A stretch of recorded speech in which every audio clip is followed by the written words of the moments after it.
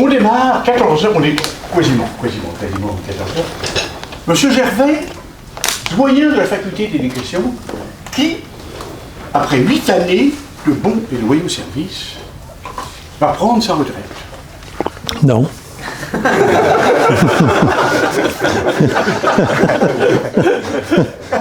Ça commence bien. Au départ, donc, et qui devrait nous entretenir, pourvu que je ne me trompe pas, qui devrait nous entretenir sur le thème, en anglais, Educational Global Citizenship and Teacher Training. En français? En français. L'entraînement, l'éducation, des enseignants à l'enseignement de l'éducation globale, du concept d'éducation. Tu prendre une bière. Oui, je le sens nerveux. Il a pris un bébé. Et je n'ai pas encore vu mon café. Ah! Donc voilà, sensiblement c'est ça. Donc ça suppose qu'il y ait des, possiblement, si on en suit le titre, ça suppose qu'il y ait des enseignants qui à un moment donné se sensibilisent, se forment au concept d'éducation, de l'enseignement de l'éducation globale. Voilà. Parfait. Et à partir de là... Merci. Merci. Mais d'abord, je vais faire taire les rumeurs. Je ne prends pas ma retraite tout de suite. Au contraire de du souhait exprimé par Vincent. En fait, aujourd'hui, je vais vous parler de la problématique de l'insertion de la citoyenneté mondiale dans la formation à l'enseignement. Pour voir un peu sur une rétrospective, de voir un peu pourquoi, je dirais à ce moment-ci, pourquoi ça n'a pas autant de prégnance. Oui. Tu switches anglais, français, anglais? Je vais essayer. C'était pas prévu, mais je peux essayer. Oui? La fille, j'ai un petit peu d'anglais, tu es bilingual. Okay, I will try. Basically, I want to talk to you today about the problem of getting world citizenship in teacher training programs. The situation in Quebec is specific in the sense that we went through the same movements as other institutions in North America. In this way, my goal today is to identify tendencies and predominant perspectives on teacher education programs. I could have started with some views on what's today in all the programs, the tendencies, but I will focus on to start with a history of what we went through over the last 50 years, just to illustrate the way that things have been shaping up, I think, and that will give you. I will finish by saying that. A discussion around the fact that how do we make global citizenship more so integrated in our teacher education programs.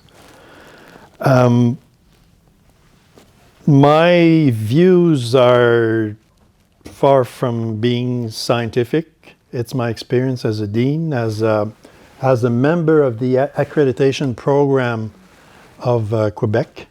For 5 years, a dean 8 years, and also I was instrumental in the implementation of the new programs in Quebec in 1994, which we went from a 1-year training to a 4-year integrated program in 1994, and I was instrumental in establishing all the courses and field experiences and so forth at that time.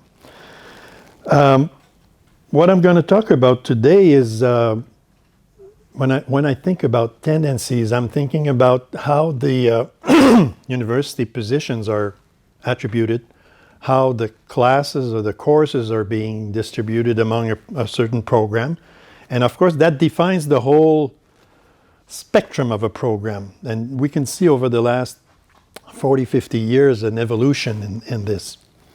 Like I said, I could have started from what's in place now, but I will go back a little bit. I hope you're not going to sleep during that part. We went from in Quebec. We went from normal schools in the '60s to university teacher training programs. In normal schools, I will qualify the training as being more technical at the time. And coming to university, well, research came into place and various tendencies were observed at the time. Something really struck my mind at the time. It was a mission financed by the Quebec government in Europe as a whole. And one particular program in Denmark really struck me as being really innovative. And you will understand where I'm coming from with this example. In Denmark, in a particular teacher education program in Copenhagen, I think, they would, during their program, buy a minibus for the whole cohort, and they would travel to third world countries or developing countries at the time to, teach children, get acquainted with particular situations of teaching and so forth. And I was thinking at the time, wow, that's quite something. Anyway, compared to what we know now as being something really formal in our teacher education programs now. But I was really struck by this initiative, which was, when we think about global citizenship, a really interesting initiative. And at the time, this did not have any impact on North American programs, of course, as history will demonstrate. But I found it was really interesting to see how there was some kind of a concern about how to train teachers from another perspective. Meanwhile, and we're probably looking at the early 80s, we witnessed the influence of psychology in the teacher education programs. The person as a teacher was the main concern at the time. So all the program, the courses, the various activities were conducted around this idea that to have a good teacher, you have to become a good person or be developed as a person. Of course, on one side you had the behaviorist, and the other side you have the humanistic psychology. Rogers, Bettelheim on one side, and Skinner and Bandura, and the other one on the behaviorist side. And these let's go back to my initial concern, not initial concern, but initial intent today, is to demonstrate how certain perspectives are really influential in the building of education programs. In the meantime, there were also issues in society, equality of sexes, the share of wealth, elimination of racism, were at the agenda at the time. And sociology was the golden years of sociology also at the time, and it had also an influence on how the programs were conducted at the time. Bourdieu, Foucault, all the sociologists that examined the influence of the school, the reproduction of classes, and so forth. It was in dans l'ère du temps that sociology would become très, très important dans les programmes de formation à l'enseignement. Et à ce sujet, en même temps, au début des années 90, on est passé d'une formation de 1 année en pédagogie à 4 années ici au Québec dans des programmes intégrés, que ce soit pour l'enseignement au primaire ou l'enseignement au secondaire. Alors, c'était une révolution quand même assez importante. Puis moi, je dirais que cette époque-là, this era was really characterized by a focus on the context. The context of schooling became really prominent in the way that the didactics, the method of teaching became prominent in the programs, in the hiring of new professors, in the content of the courses that were in place. And that, and of course, it's the introduction to university that research, or I should rather say, learning was based on research. And therefore, how you have to teach has to be aligned to the research that's being conducted, which was not necessarily the case as much earlier, because in Quebec, because I'm talking about the specific training here, we went from the 60s to the 2020 like we are now. In this, you're talking about 60 years, but it's been a major change in what we conceived the teacher education program. But one thing you have to remember, and I forgot about I went through, as much as psychology had an influence at the time, the values, if you remember Kohlberg with the developing of values, also was prominent, but it was also from a psychological perspective at the time. I went through this one pretty quickly. And therefore, it became important in, I should say, in most school contexts that competencies were the major focus in the schools. And that it's becoming, in Quebec anyway, more and more the case. If you look at the 13 competencies that are promoted by the Quebec government in the school systems, there's absolutely no mention of global citizenship or something of that nature. You're talking about, I have the list here, evaluate learning, manage school, manage groups, sustain the pleasure of knowledge, planning the situations of teaching and learning. The only place where they talk about global citizenship is in the history program, Histoire, Éducation à la citoyenneté, and that's I'd say that's a minor part of the whole history program. So therefore, it's not part of the competency movement. And that creates, in my perspective, a real problem. The expectancies now are really local. More and more we're training, and that's really negative in a sense, we're training teachers for the Quebec environment, and to a certain extent to the Quebec City environment. So therefore, when you talk about citizenship, you're talking about being aware of the political issues, of the social issues, but within your own little world. So, you know, put that in perspective with a global citizenship, there's a gap. There's a major gap.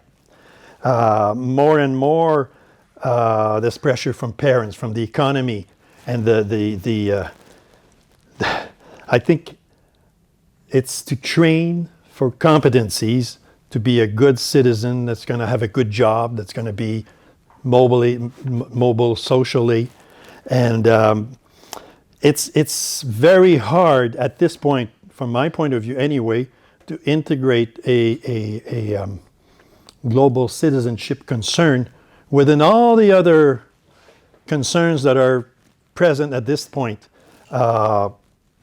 Here in Quebec now, we're becoming more and more aware of what had been done with the First Nations, with the gender issues, with all kinds of issues like that are part of the global citizenship, but it's sort of a melting pot that's very hard to promote a global citizenship within that context. And at this point, being located in I shouldn't say that. And if there's someone in history here, just shoot me. But being in an obscure history or goals for history teaching program is not something that's going to make any progress in this notion of global citizenship. Anyway, in our context here in Quebec. But I think there's some similarities that can be observed with other countries or other provinces if you stay in Canada. So for me, the objective is to make teacher education, or to conceive teacher education from a larger perspective. But we're not at this point ready for that. What could make us ready for that?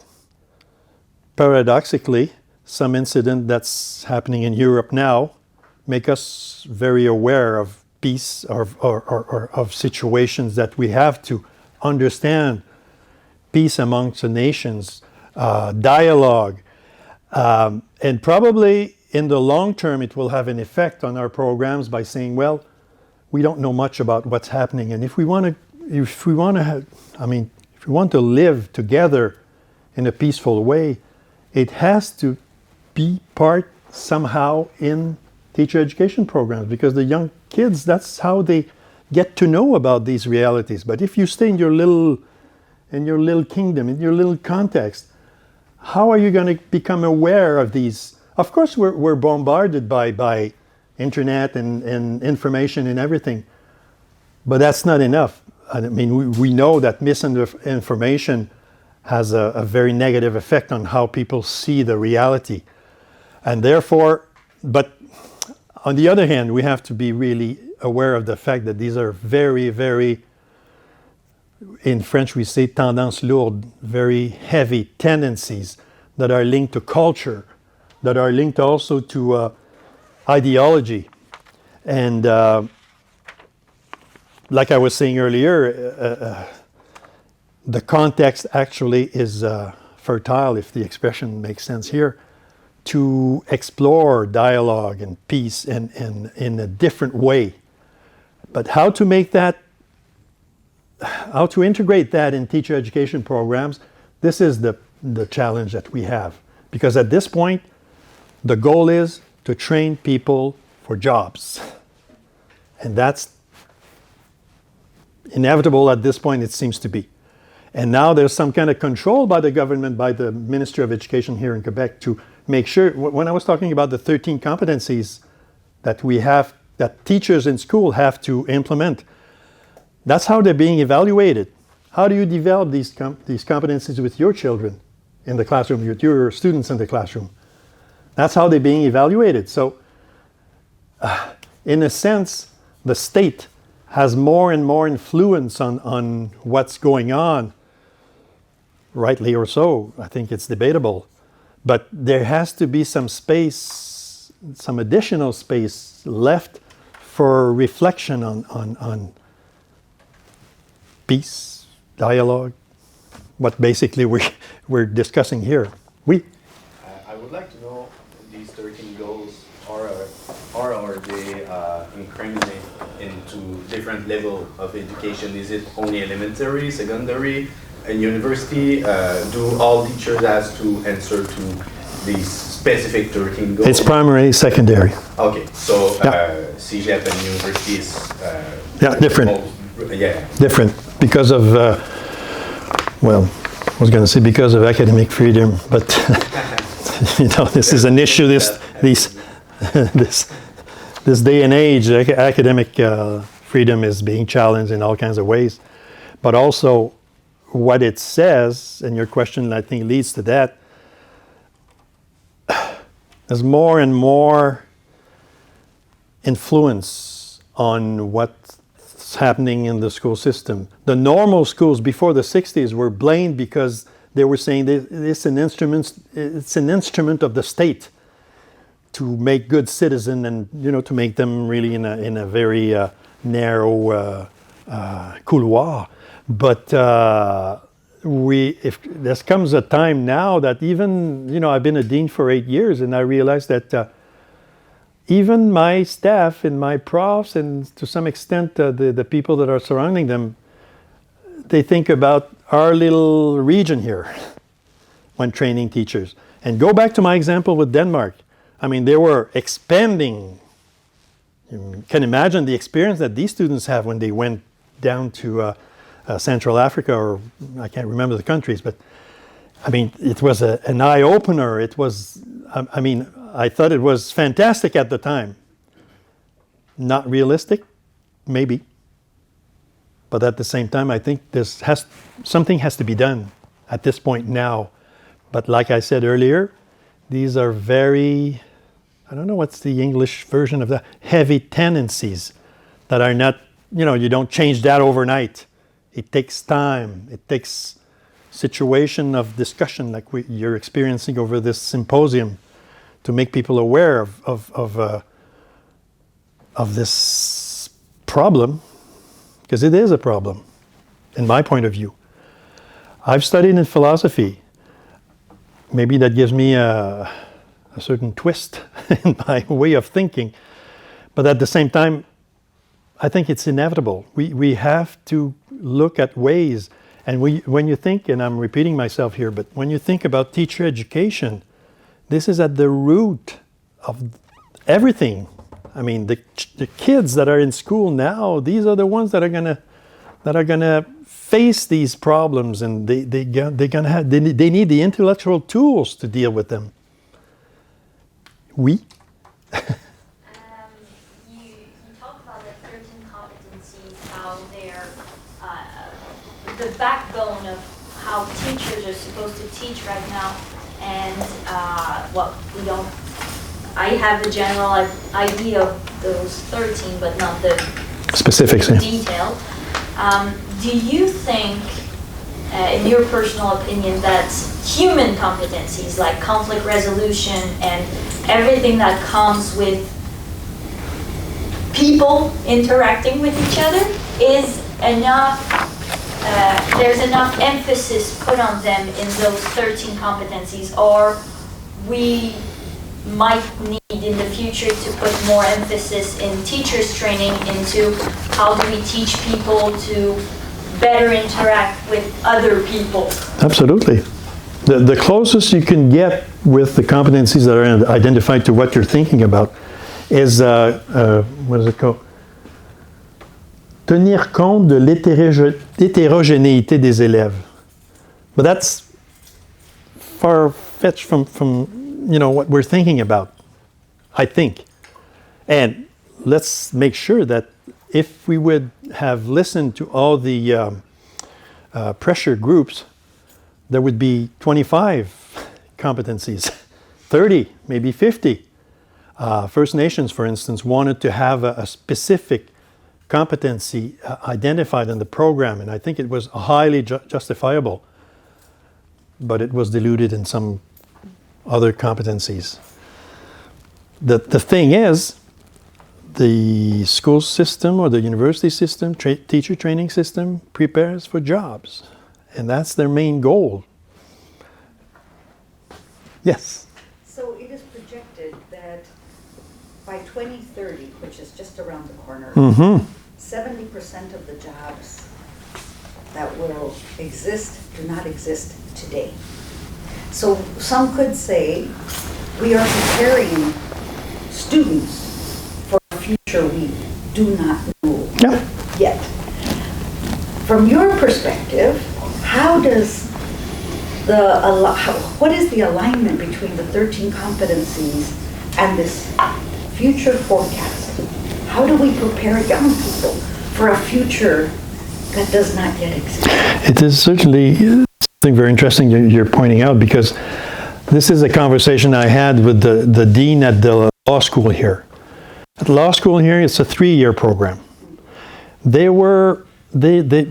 Serge could testify, they had such pressure to go for a 4-year program, a 5-year program, a 6-year program, because there's so much. I mean, the law business is, but he always says, and we had some very interesting debate about that, he was saying, we give them a general training or formation, whatever you call it.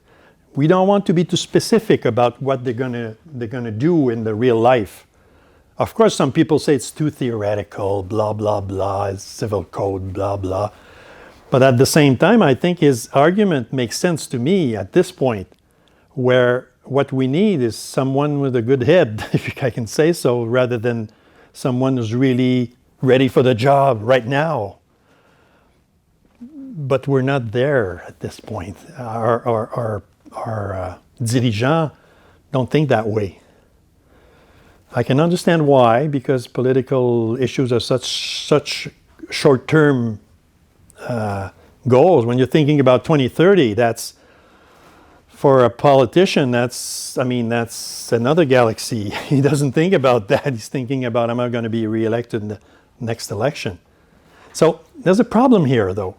And I think if I would be dean again, I would try to promote, and there's a program at McGill University which is called, I don't have the right wording, but it's Baccalaureate of International, blah, blah, blah, which seems very interesting in education, not in social work or whatever. It's very, I think it would be the right time to have a general program in education where people are sensitive to issues we're raising here. I'm not sure we're ready for that because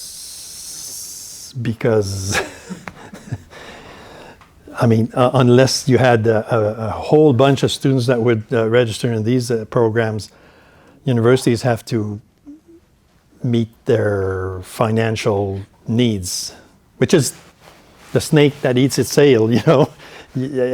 But at the same time, I think it's inevitable that we're going to go in that direction. Probably too late. But as always, that's why I'm thinking history tells us a few things, even though, you know, these days my friend calls it neopathy. Everything that's new is okay. The rest is just, you know, not important. The past is not important. I don't think so. I think there's lessons that have to be taught in schools. Not in an ideological way, but in open the dialogue. You know, what's going on around us, but not only here in this room or in this city, in a larger scale, but I don't know. Maybe we're thinking of something that's going to happen in 20 years from now, but we'll be the first to think about it. But that's, I don't want to sound depressing, but these are heavy tendencies. But the more initiatives like this symposium will take place, the more we're going to be aware and we're going to make changes to education programs. But, going to be depressing again, it's not going in that direction now. In most, I'd say, North America. Maybe in some Scandinavian countries, which are always the heaven when we look at the school systems, but we're not here at this point now. But I'd like to hear from you. I made my What do you guys need that you're not getting? That's what I want to know. What? What do they need that they're not getting? Right? As Dean of the Faculty of International Liberal Arts, parents would come to me and say, what kind of job can my son or daughter get if they go to your program? Liberal arts are not big in Japan. No, I know. It's international liberal arts. The universe gets even smaller, and parents were concerned, and I can appreciate that. Right? Mm-hmm. It's that snake, right?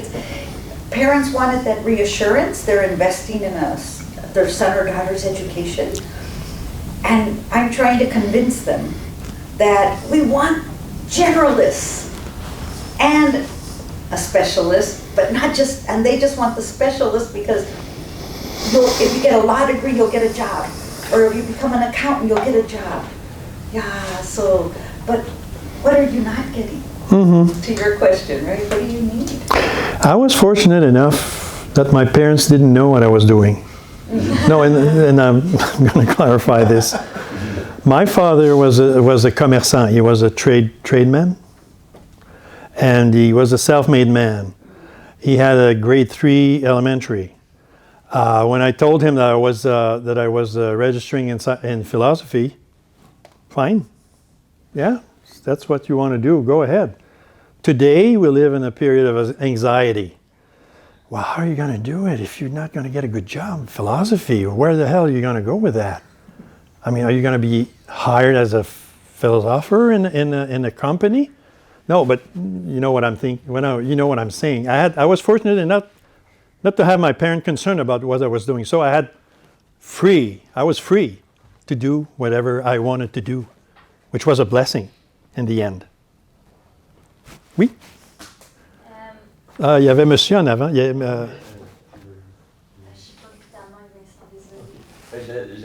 I was just going to say, I've heard that one.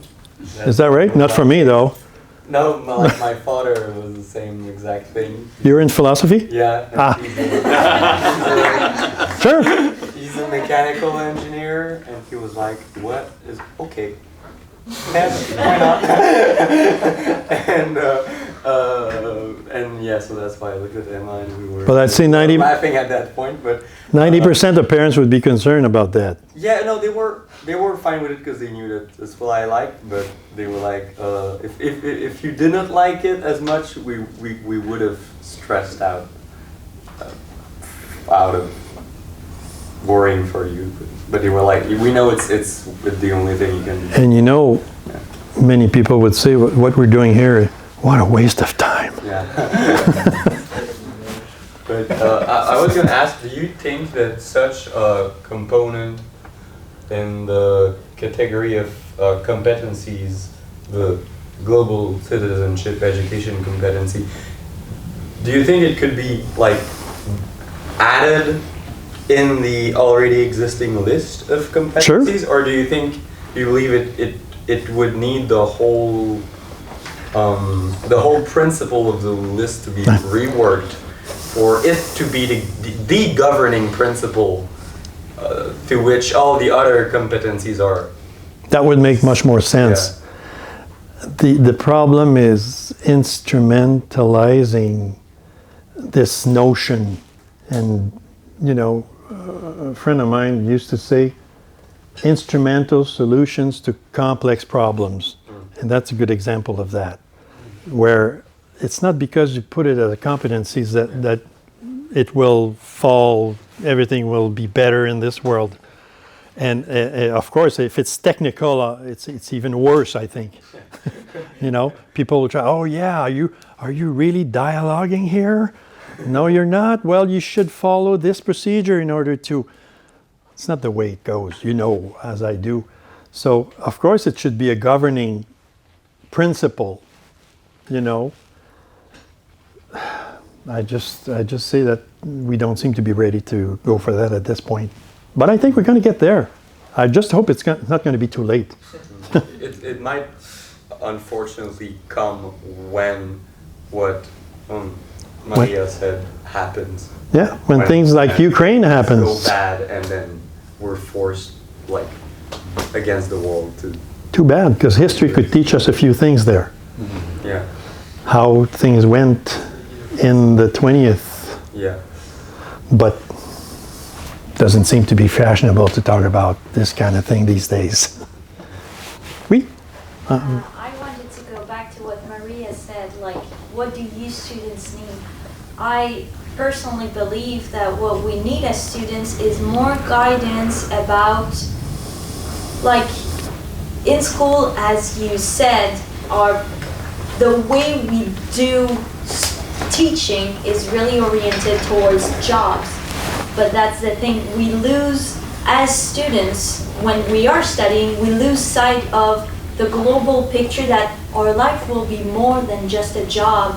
And yes, it's really amazing to have a job that is your vocation, but not everybody can do that. And what is important is to have the right balance between a job that you like doing, but might not be the thing that fulfills you as a human being, but that gives you time to do the fulfilling stuff on the side. So there are all those options that I learned, personally I learned about very late on in my schooling, because nobody sat and said like, yeah, but if you want to do a job that you like, it doesn't have to be the thing that you would leave everything behind to do. Like, you can do a job because it's a job and you like it, you enjoy it, and it's a good environment, but it's not like you won't continue 10 years within your retirement because you're so passionate about it, and do something else on the side you're more passionate about but could not do a career of. You're a very strategic person. Yes, but that's okay. But those No, but it's true. I mean, the thing is to do what you want to do. But that's the thing, like, we are taught about, I feel like we're taught too much about you have to think about your professional future, and we don't think about the rest. I think the education on global citizenship, yes, it's not exactly that, but it brings to that because it teaches you to take the global picture into account. Absolutely, absolutely, you're right. So that's what I want as a student, being given more option that you have to train for a job. But which means a more general education. Yeah, and try to find the formula that works for me. Because everybody's going to be different. But everybody wants to have a jump start. Yeah. My daughter has 4 kids. If the oldest one, which is 7, could go to university, I think they would go for it. You know, everybody wants to be ahead. Everybody wants to, and it's the same concern that you were expressing earlier when you think about people that are so anxious about getting a job, to have wealth, to be able to buy an iPhone, to... Gen Zers are now being seen as a population, if you were to take that term. Don't laugh at the term. I know, I hear the chuckle. Right, as a body that has more purpose, more purposeful, driven lives than my generation. Then I don't know. Sorry to interrupt. Well, we're probably a different generation. You're younger than me. Yeah, hardly. Monsieur Vincent de prendre la parole. Just a question, Jean. Is the word, the concept, holistic concept, is something which is understood in Quebec right now, in the world of education? Understood? Holistic. But in what way? Holistic vision. I would No, say, no, no, no, no, but... Just a question. When the Edgar Morin, everybody knows Edgar Morin, the 7 knowledge education of future, how it was received in Quebec. It was published in 2000, just at the turn of the millennium. And if you want a real holistic vision, it's not by chance that UNESCO print these documents. How it was received in the world of education? I think it was well received by specific groups. Yeah. The other ones being too busy thinking about their own career or something else. I don't see how you can be against what Morin says, but at the same time, you have to be concerned about what's going to happen with this planet, with the relationship between human beings. You have to be concerned by that. And it doesn't have to be specific to studies in philosophy or even in sociology. Actually, sociology is taking quite a dive these days. I'm sorry if there are some sociology students here, but sociology is not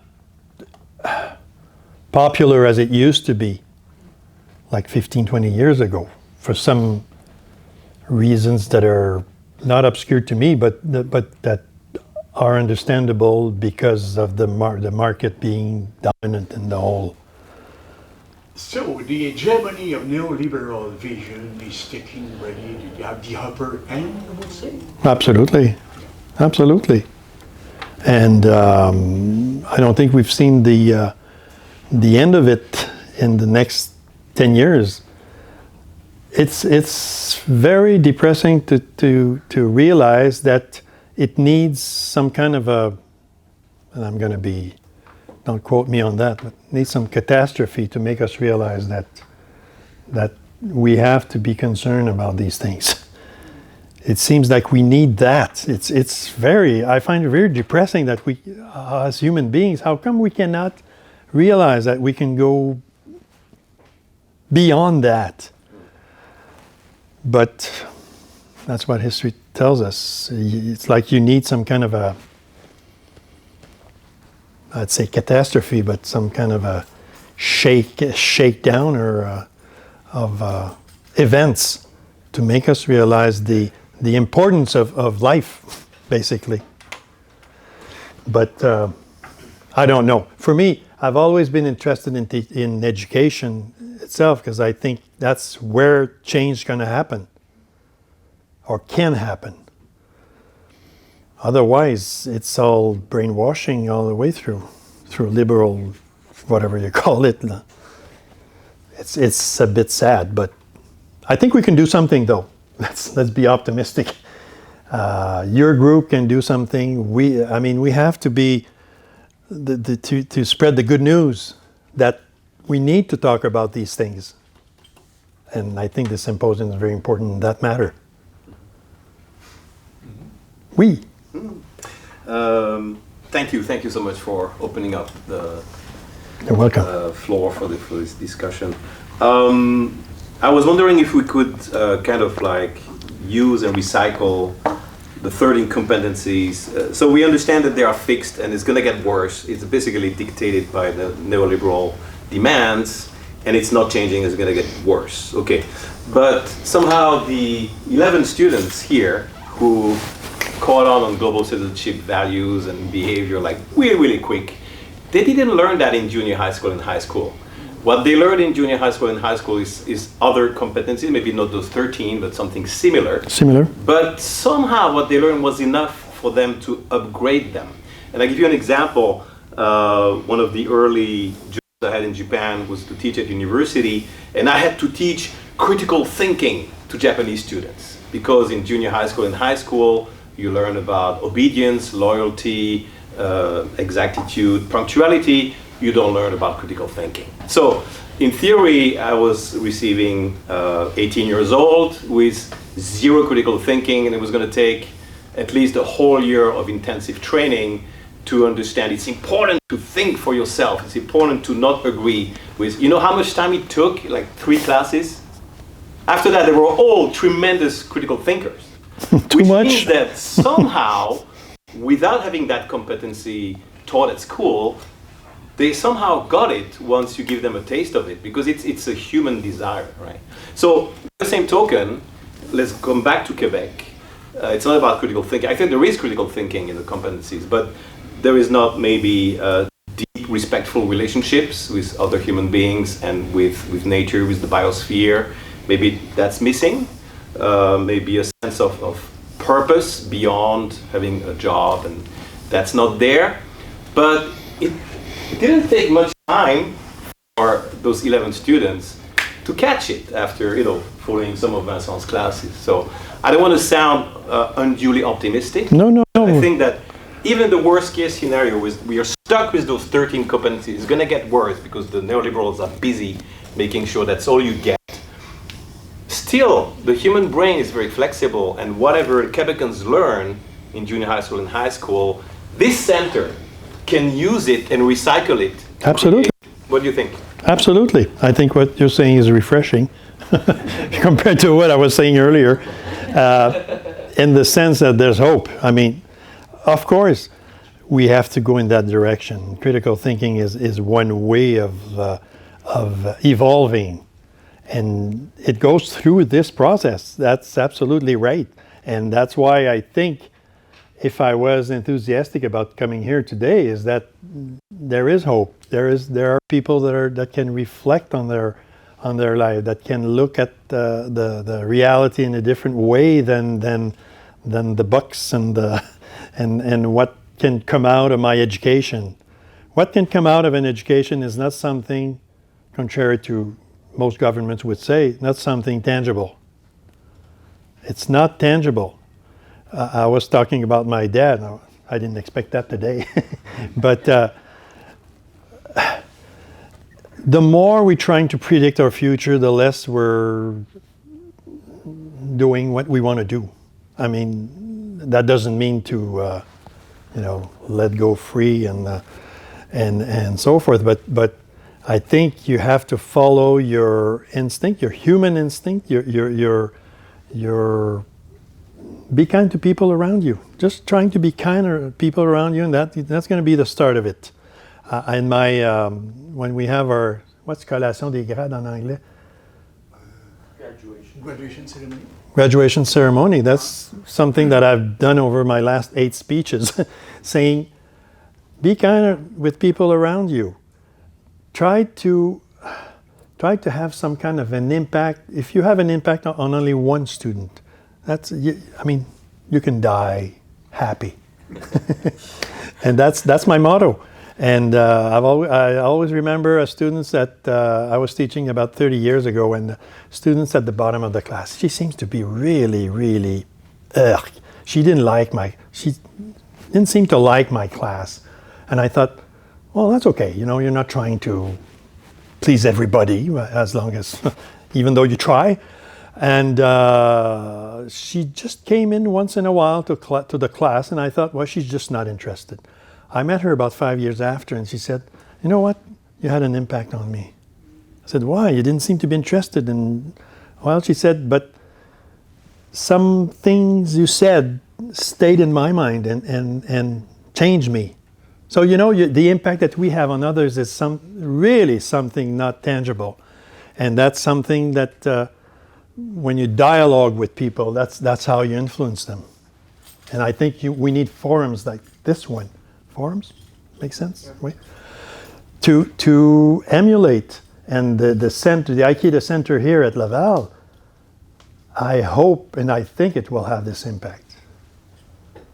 Because of people like Vincent, like Olivier, like Serge, who was instrumental in the contacts with Ikeda, Dr. Ikeda and the movement.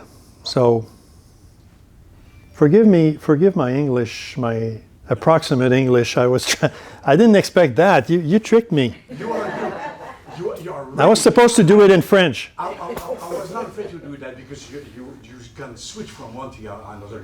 You're absolutely fluent. Well, in a way, yeah, but sometimes my mind doesn't follow.